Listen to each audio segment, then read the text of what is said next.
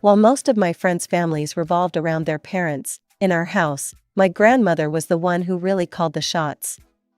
And honestly, she had every right to. She'd built our family's exclusive tableware store from nothing, turning it into a thriving business that made her quite wealthy. "Your grandmother has always had an eye for beautiful things," my father would say whenever customers praised our store's collection.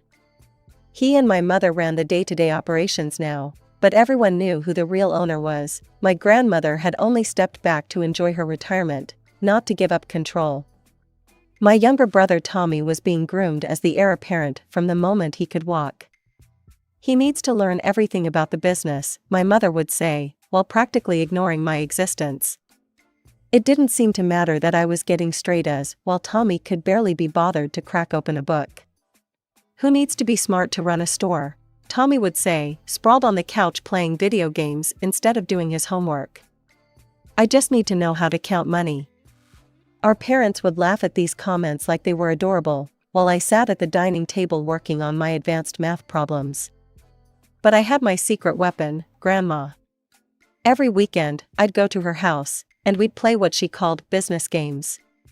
She taught me everything about running a successful store, from inventory management to customer service, from profit margins to negotiating with suppliers. "Now, Rachel," she'd say, setting up our pretend store on her living room table, "if a customer wants to buy this crystal wine set for $500, but our cost was $200, what's our profit margin?" Her eyes would twinkle as I quickly calculated the numbers. "That's a 60% margin, Grandma," I'd answer excitedly. "But we should consider our overhead costs too, right?"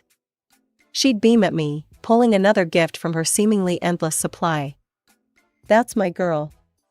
You understand business better than most adults I know." These sessions with Grandma weren't just fun, they sparked something in me.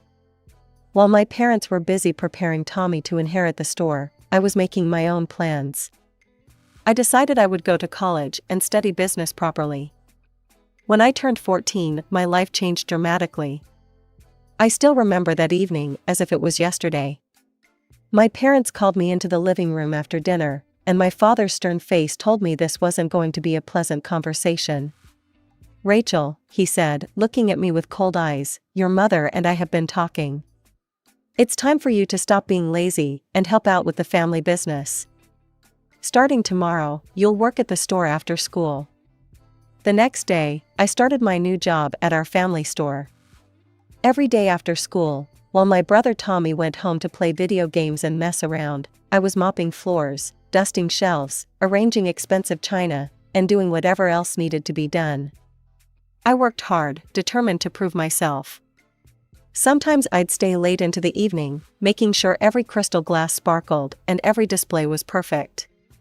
After 3 months of working alongside the adult employees, I started noticing something that bothered me more and more. Every Friday, all the employees would receive their paychecks. They'd discuss weekend plans and what they were going to do with their earnings. Meanwhile, I worked just as hard, sometimes harder, but received nothing. One evening, when the store was empty except for my parents counting the day's earnings at the register, I gathered my courage and approached them. "Mom, Dad," I started nervously, "I've been thinking. I'm doing the same work as the other employees, actually, I'm doing multiple jobs. Shouldn't I be getting paid too?" The look they exchanged made my blood run cold. My father's face hardened, and my mother's lips pressed into a thin line. "Paid?" my father scoffed. "Do you have any idea how much we spend on you? Food, clothes, that roof over your head, you think all that's free?" "But that's different," I argued. "Parents are supposed to." "Don't you dare tell us what parents are supposed to do," my mother snapped. "Consider your work here as payment for everything we provide for you." Many children would be grateful for such an arrangement. I felt tears welling up in my eyes, but fought to hold them back. That's when my mother stepped closer, her voice dropping to a threatening whisper that I'll never forget. "And let me make something very clear," she hissed. "Don't even think about running to your grandmother with this. This is our business to run as we see fit. If I find out you've complained to her, you'll regret it. Understood?" For 2 long years, I worked without pay, watching other employees receive their weekly paychecks while I got nothing but tired feet and calloused hands. But as my 16th birthday approached, I made a decision that would change everything. The day after my birthday, I walked into my parents' office with my head held high. "I quit," I announced firmly. My father's head snapped up from his paperwork. "What did you just say?" "I'm not working here anymore," I said, my voice steady despite my racing heart. "I need my own money, and since you won't pay me, I found a job at the Coffee Corner Cafe. They're hiring part-time after school." My parents exchanged alarmed looks. My mother recovered first, her eyes narrowing calculatingly. "Fine," she said slowly, "but on one condition, you tell your grandmother you're still working here. She doesn't need to know about this arrangement." As I walked out of that office, I felt like a weight had been lifted from my shoulders. For the first time since I turned 14, I was taking control of my own life, and it felt amazing. My first day at Coffee Corner marked the beginning of my new life. The manager, Sarah, was nothing like my parents. She was kind, patient, and actually appreciated hard work. Every Friday, I'd get my paycheck, and that feeling was indescribable. For the first time in my life, I had money that was truly mine. I loved everything about my new job: the smell of fresh coffee, the regular customers who learned my name, and especially my coworkers who treated me like an equal, not a servant. The best part? I could finally buy things for myself without having to beg my parents.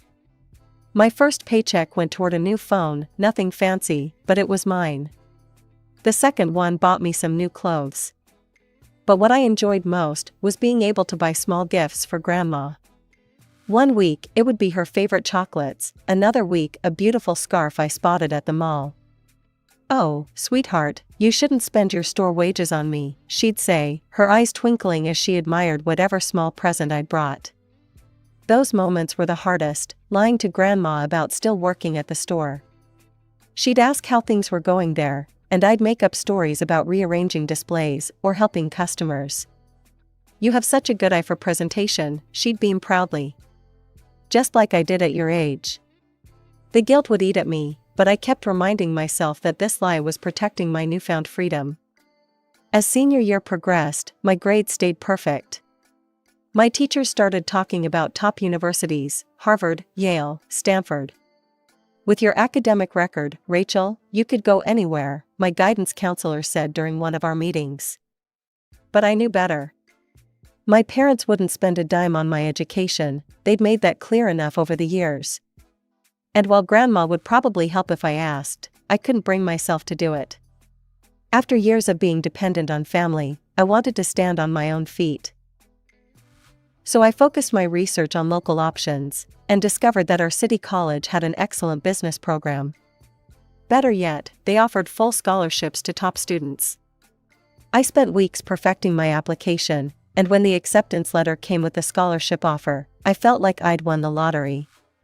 The morning before graduation, Grandma visited me with a special gift, a stunning new laptop.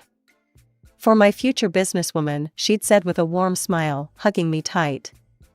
"I know you'll do great things with it." That evening at the graduation dinner, with just my parents and brother present, I decided it was time to share my news. "I've enrolled in City College's business program," I announced, trying to keep my voice casual. "Full scholarship." The silence following my announcement was broken by my father's calculating smile. "Well, that's certainly convenient," he said, exchanging a look with my mother. "At least we won't have to worry about tuition." "Yes, you've solved that problem quite nicely," my mother added, wiping her mouth with a napkin. "Which brings us to our next point. Now that you're an adult and finished with high school, we need to discuss your living arrangements." "What do you mean?" I asked, fork frozen halfway to my mouth. "Rent," my father said flatly. "Starting today, you'll need to pay rent to continue living here." I laughed, thinking it was some kind of bizarre joke. But their faces remained serious, and my laughter died in my throat. "You can't be serious," I said, looking between them. "I'm your daughter." "You're an adult now," my mother countered. We're no longer legally obligated to support you. This house belongs to us, and if you want to continue living here, you'll need to pay your fair share." My mind was spinning. "What about Tommy?" I asked, glancing at my brother who was unusually quiet. "Will he have to pay rent when he turns 18 too?" The way my parents avoided my eyes told me everything I needed to know. Of course Tommy wouldn't have to pay rent. Perfect, precious Tommy would never be treated this way. "That's different," my father muttered, not even bothering to explain how. "This is insane," I said, pushing back from the table. "I'm your child. I have a right to live in my own home." "This isn't your home," my mother snapped, her mask of civility finally cracking. "This is our house, and if you won't pay rent, you need to leave. Tonight." "Tonight?" I echoed in disbelief. "You're throwing me out on graduation night?" "You have an hour to pack your things," my father said, returning to his dinner as if he hadn't just dropped a bomb on my life. I ran upstairs in a daze, tears blurring my vision as I threw clothes and necessities into my bags. My hands were shaking so badly I could barely zip them closed. College wouldn't start for months. What was I supposed to do until then? My first thought was Grandma. She would help me, I knew she would. But when I called her number, it went straight to voicemail. Then I remembered she'd left for her annual trip to Hawaii just yesterday. She'd be gone for at least 3 weeks. I couldn't ruin her vacation with this drama. She deserved to enjoy her time off without having to deal with my parents' cruelty. Wiping my tears, I scrolled through my phone contacts until I found Jenny's number. We'd been friends since middle school, and her family had always been kind to me. 20 minutes later, I was loading my bags into Jenny's car, leaving behind the only home I'd ever known. As we drove away, I caught a glimpse of my parents watching from the window, their faces expressionless. In that moment, I finally accepted what I'd always known deep down: they had never really loved me at all. Life fell into a new routine during those 3 weeks at Jenny's house. Wake up on her fold-out couch before dawn, quietly get ready so I wouldn't disturb her family, work my shifts at the cafe, save every penny I could. Sarah, my manager, was a godsend during this time. She understood my situation and increased my hours without me even having to ask. Working helped keep my mind off things. I threw myself into every task, whether it was crafting perfect lattes or scrubbing down the equipment at closing time. "You're going to work yourself into the ground," Jenny would say when I'd come home exhausted after another double shift. But what else could I do? I needed to save as much as possible before college started, and staying busy meant less time to think about my parents' betrayal. I avoided them completely during this time. They never called or texted, and I was fine with that. What could they possibly say to justify throwing their daughter out on graduation night? Tommy sent me one message asking where I was, but I couldn't bring myself to respond. When Grandma finally returned from Hawaii after those long 3 weeks, I felt a surge of hope so strong it almost made me dizzy. I'd waited patiently, forcing myself not to contact her during her vacation. She deserved to enjoy her time away without getting dragged into family drama. But now, finally, I could tell her everything. With trembling fingers, I typed out a message: "Grandma, I need to talk to you about something important. Can we meet?" Her response came faster than I expected, but instead of her usual warm reply with a time and place, it was just a link. My heart started pounding as I clicked it, opening my mother's social media page. What I saw made my blood run cold. "My heart is breaking as I write this," my mother's post began, the words dripping with false sincerity. "Our beloved daughter Rachel has run away from home. But what makes this situation even more painful is discovering that before she left, she stole a significant amount of money from our family store's register. We tried to give her everything, to show her nothing but love, and this is how she repays us. We never thought our own child could do something like this." I stared at the screen in horror as I scrolled through the comments section, watching my reputation being shredded to pieces by people who'd known me my entire life. Aunts, uncles, family friends, all expressing their shock and disappointment in me. "I can't believe Rachel would do this. She always seemed like such a good girl." After everything you've done for her. This generation has no respect. You should report this to the police. Theft is theft, even if it's family. My mother's response to the police suggestions made me feel physically sick. No, we can't do that to our daughter. Despite everything, we love her too much. We just pray she'll come to her senses and return what she's stolen. Our hearts are broken, but we still have hope she'll make this right. My hands were shaking so badly I could barely hold my phone. The sheer audacity, the calculated cruelty of their lies, it was beyond anything I'd imagined them capable of. They'd thrown me out of my home, and now they were trying to destroy my reputation too. I drove straight to Grandma's house, my heart pounding the entire way. When she opened the door, her face was unreadable, but she stepped aside to let me in. "I don't believe that post for a second," she said before I could speak. "Sit down and tell me what's really going on." The words poured out of me like a broken dam. "I haven't worked at the store for 2 years, Grandma. Not since I was 16. I've been working at Coffee Corner Cafe all this time." My voice cracked. "I'm so sorry I lied to you about it." "Go on," she said quietly, her face growing darker with each word. I told her everything, about working for free from age 14, about my parents refusing to pay me because I owed them for living expenses, about their threats to keep me quiet. When I got to the part about them throwing me out on graduation night, Grandma's hands clenched into fists. "Those lying thieves," she spat, jumping up from her chair. She strode to her office and returned with a stack of papers. "Look at these payroll statements. According to these, you've been receiving a salary at the store from age 14 until now. They've been paying you on paper this whole time, even after you quit. Where do you think that money went?"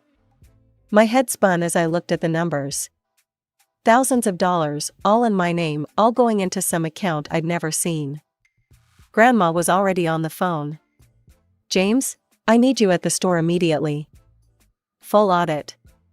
Every transaction, every account, every penny." She paused, listening. "And find out exactly how much money is missing from the register, the amount they're accusing Rachel of stealing." While Grandma made calls, I opened my laptop. My hands were shaking with anger as I began typing my response to Mom's post. "I've stayed quiet long enough. Here's the truth, I didn't steal anything, and I didn't run away. I was thrown out of my house on graduation night because I refused to pay rent to my own parents, something they've never asked of my brother. I haven't worked at the family store for 2 years, I've been working at Coffee Corner Cafe. My parents kicked me out with nowhere to go, and now they're trying to destroy my reputation to cover their tracks. Want proof? Ask Sarah Mitchell, the owner of Coffee Corner, where I've really been working these past 2 years. Ask about my schedule, my paychecks, my performance. Ask why my parents waited 3 weeks to mention this theft, coincidentally right when Grandma returned from vacation. I shared the post with my friends and coworkers. Within minutes, Sarah had responded. "I can confirm everything Rachel has said. She's been one of our most dedicated employees for the past 2 years, working after school and weekends. Her honesty and work ethic are beyond reproach. I trust her with my business, my customers, and my reputation. These accusations against her are completely false." Within hours of my post, our family's social media erupted into chaos. The same relatives who had condemned me days earlier were now turning on my parents with fury. "How dare you throw your daughter out and then lie about her? You made her work for free since she was 14? You demanded rent from your own child on graduation night? What kind of parents are you?" My mother tried damage control, posting lengthy explanations that only dug her deeper. "You don't understand the whole situation." But people weren't buying it anymore. Every excuse was met with screenshots of my boss's confirmation and more outraged responses. My phone buzzed constantly with calls from my parents. I ignored them all. Instead, I stayed at Grandma's house, watching as her auditor and his team tore through years of the store's financial records. "Rachel," the auditor said one evening, his face grim, "we've found something serious." The numbers were staggering. Year after year, my parents had been siphoning money from the store into their personal accounts. They'd created fake vendor payments, inflated expenses, and pocketed the difference.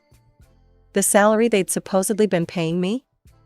That went straight into an account under their control. But that was just the beginning. The total amount, the auditor hesitated, is over $500,000. Grandma's face turned to stone. She immediately called a family meeting at her house. I sat next to her in the living room as my parents and Tommy arrived, my father trying to look confident, my mother nervously clutching her designer purse. "Sit down," Grandma commanded. "Do you know what we found in the audit?" "Mother, I can explain," my father started. "Explain?" Grandma's voice could have cut glass. "Explain how you stole from me for years? Explain how you pocketed your own daughter's wages? Explain how you tried to frame her for theft to cover your tracks." She slapped the audit report on the coffee table. $500,000. You stole $500,000 from me, while treating your daughter like a slave and throwing her out on the street. My mother burst into tears. "Please, we can work this out." "Oh, we'll work it out all right," Grandma snapped. "You have two choices. Either you pay back every penny you stole, or I press charges and you both go to jail for fraud and embezzlement." The color drained from my father's face. We don't have that kind of money." "Then start selling things.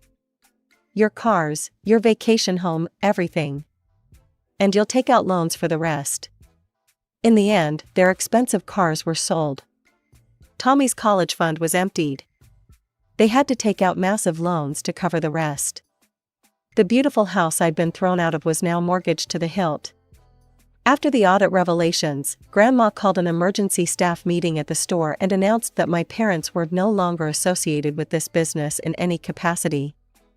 The look on my mother's face as she was escorted out of the store she'd thought she'd inherit was something I'll never forget. "I've appointed Mark Davidson as temporary manager," Grandma told me over dinner that evening. "He's experienced, trustworthy, and most importantly, he knows this is a temporary position." "Temporary?" I asked. She reached across the table and squeezed my hand. "Until you graduate. This store was always meant for someone who understands both business and ethics." "That's you, Rachel." A week later, she made it official. The family gathered at her lawyer's office as she signed new documents, officially removing my parents from her will. "The store and majority of my assets will go to Rachel," she declared, her voice firm. "She's earned it, not by being born into this family, but by proving her worth through hard work and integrity." But Grandma's heart is too big to completely ignore Tommy. "Your brother will receive a portion of my estate," she told me. "He's not responsible for your parents' actions, and he's still my grandson." Tommy and I have grown closer through all of this, surprisingly.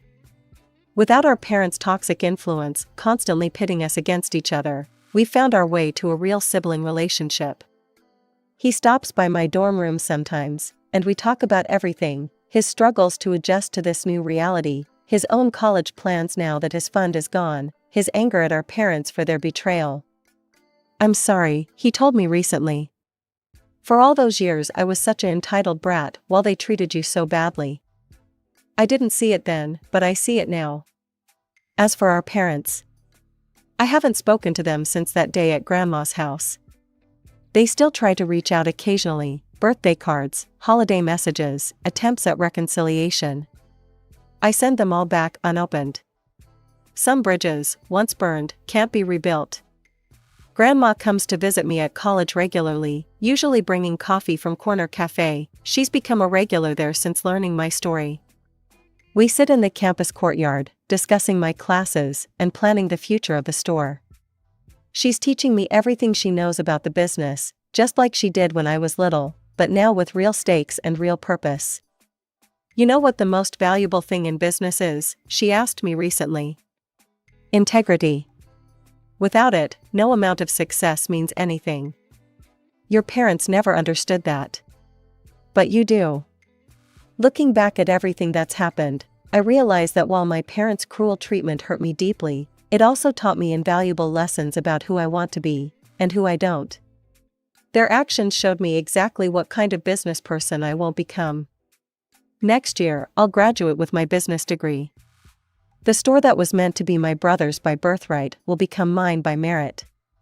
But more importantly, I'll have earned something no one can take away, the knowledge that I succeeded not because of my family's advantages, but despite their obstacles. Sometimes life's greatest gifts come disguised as its greatest challenges. My parents thought they were punishing me by making me work in that store at 14. Instead, they were giving me the experience I'd need to one day run it. They thought throwing me out would break me. Instead, it set me free. And that expensive tableware store that started all of this? Just wait until you see what I do with it.